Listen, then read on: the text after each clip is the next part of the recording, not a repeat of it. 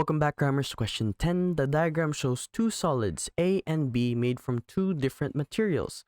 Solid A has the shape of a cylinder with a radius 3 centimeters and height 7 centimeters. Solid A has a mass of 2,000 grams. Solid B has a mass of 3,375 grams and the volume of 450 centimeters cubed. All of the metal from solid A and solid B is melted down to make a uniform solid C. Given that there's no change in mass or volume during this process, work out the density of solid C, giving your answer correct to 1 decimal place. So we know that density is simply mass over volume. But notice how solid A and solid B is converted into solid C. There is no change. That means that everything in solid A and everything in solid B is not lost. And there is no external value. So that means the density of C is simply equal to the mass of A plus the mass of B divided by the volume of A plus the volume of B. Now we can input these values to find our answer. But the volume of A is not given. We have to calculate that first. So we can see that it's given in the shape of a cylinder. And in order to find the volume of the cylinder, it's simply the surface area of the circle times the height.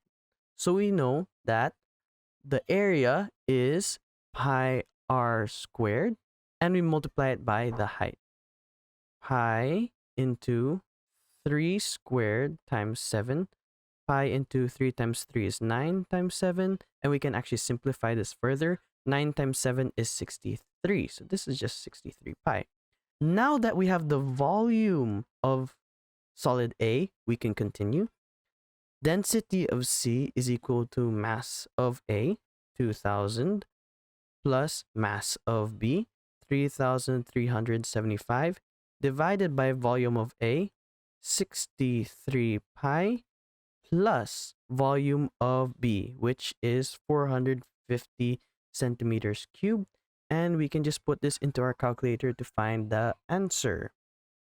We start off with a fraction, 2,000 plus 3,375 over 63 pi plus 450. That gives us 8.29, 8.29, and correct to 1 decimal place. So we look at the value after it. Since that's 9, we round up. So our final answer is 8.3 grams per cubic centimeter. Thanks for watching. Cram, then scram.